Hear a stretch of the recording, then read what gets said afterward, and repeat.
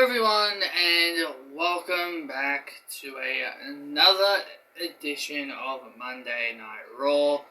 This is the go home show before Crown Jewel, and my god, was this episode boring. This was such a boring edition of Monday Night Raw. It just didn't really feel that good this week. I mean, Raw hasn't been good in a while, so... But man, this just was not a very good episode. Charlotte began the show. She was main eventing with Bianca Belair for the title. Charlotte started. She was, having a whinge about defending the title. And then her and Bianca had a back and forth. Yada yada yada. That yada yada yada. You guys get the idea. Bianca would stand tall, almost giving Charlotte the KOD. Xavier Woods and Jinder Mahal had their match for the finals in the King of the Ring tournament, and Xavier Woods would win. So it's Xavier Woods and Finn Balor in the finals. I'm still thinking Xavier Woods is going to win, but maybe he doesn't. We'll find out. We had Austin Theory, a man who shouldn't even be on Raw right about now. He should be on Raw until next week. Well, technically Bianca Belair shouldn't even be there either. So, yeah. Technically, she shouldn't be there either. Basically, we all know the rules of the draft. They said that the rosters don't take effect until October 22nd. Basically, Austin Theory, Bianca Belair, the Dirty Dogs, Street Profits,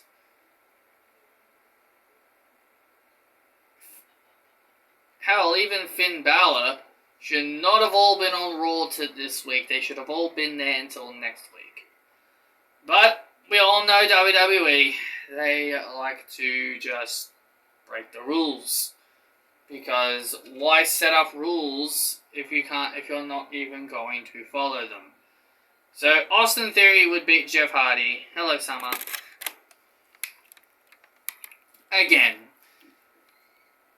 And they would have a selfie off. I really do not care. Oh, man.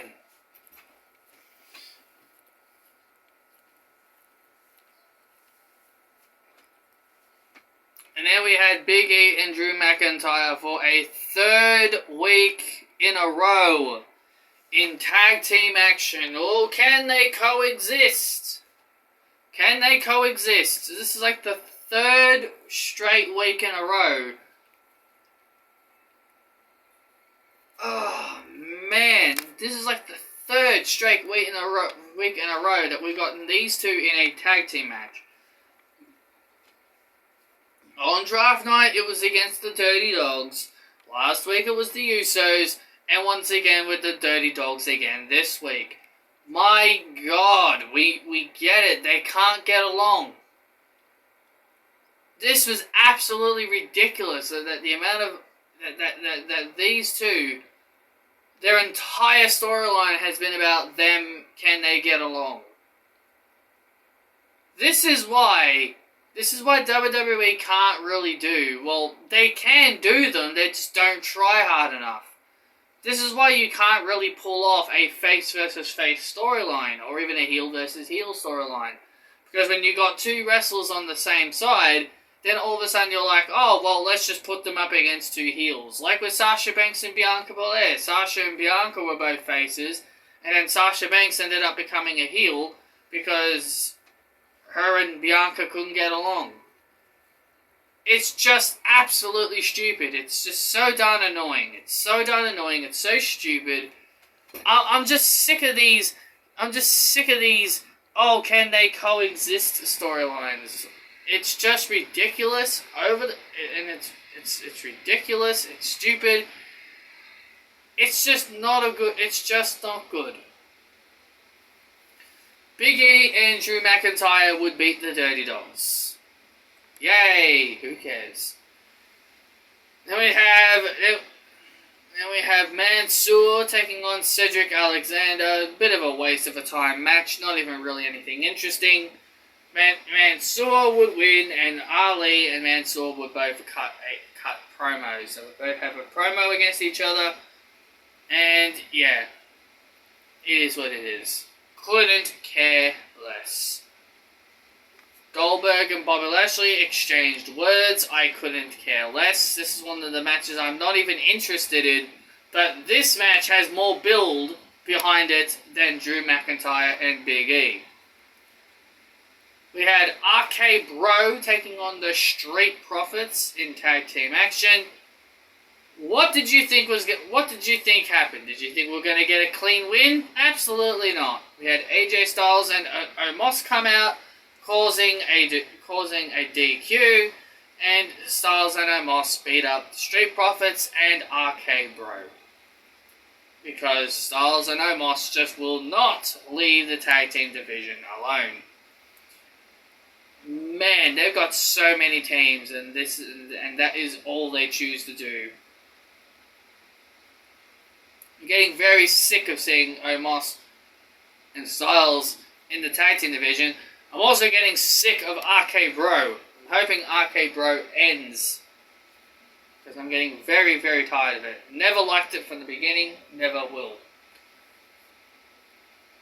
Then we had Doudrop battle Shayna Baszler in the Queen's Crown Tournament final. Zelina Vega was there to watch to see who she would face. And to my shocking surprise, Shayna Baszler doesn't win. Shayna Baszler doesn't win. To my shocking amazement, Doudrop scores the win and pins Shayna Baszler. And honestly, good riddance. But I also find it really funny that people are coming up with some kind of excuse to why Shayna Baszler lost, like, oh, she's bisexual, or Saudi Arabia don't support those kind of people. But then again, Doudrop is also the same thing. Doudrop, for what I got told from somebody else, Doudrop is also bisexual, just like Shayna Baszler. And yet, she's going to Saudi Arabia. And if you're going to tell me that Saudi Arabia do not support bisexual people, then that technically means Doudrop shouldn't be going either. So yeah, we all know when your favourites lose, people come up with all these kinds of excuses. Yes, the tournament is shit. Yes, I will agree that the tournament is shit. It hasn't been all that great. But to come up with all these kinds of excuses when your favourites lose is just absolutely ridiculous. And let's be honest here. That's what everybody does. Whenever your favourites don't win something, you always have to say, "Oh, this whole thing is shit," because oh, my favourite didn't win, so therefore this is shit. My favourite didn't win, so therefore this thing is shit. That's how I look at it. Yes, I will agree the Queen's Crown Tournament has been shit, and yes, I will agree the match time limits have been, relatively annoying, but I do find it absolutely hilarious that whenever someone's favourite doesn't win, they will use that as an excuse to why the whole thing sucks. I just think it's hilarious.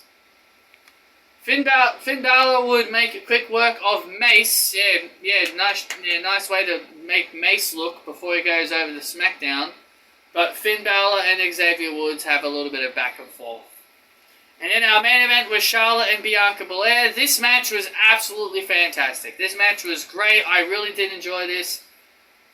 Charlotte is way too tall to perform these kinds of moonsaults. She would do the Andrade double moonsault. I personally think she needs to stop doing that if she can't do it, properly. There are times she can do it properly, but there's just times where she just doesn't do it properly at all. But overall, I really did enjoy the match. I thought it was a great main event, but of course it had to get ruined with a DQ ending. Now, we all figured Charlotte Flair wasn't going to retain, but what a shitty way to end such a great match. I hate when and fans want to know why WWE wants to know why fans always complain. Because you do stupid shit like this. Why give us a great match, but have it end the way it did? Why couldn't you just had Bianca pin Charlotte Flair clean to become the new Raw Women's Champion?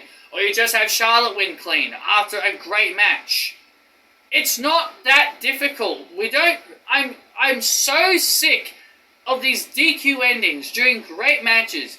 This is why fans complain. This is why fans get so upset. Because you give them a great match, but in the end, the match is all tainted and ruined because you went with a DQ ending. So Charlotte Flair is still the Raw Women's Champion despite being disqualified. And that is it for this review, guys. I hope you guys did enjoy. Hit that thumbs up, comment your thoughts and opinions down below, and I will see you all next time.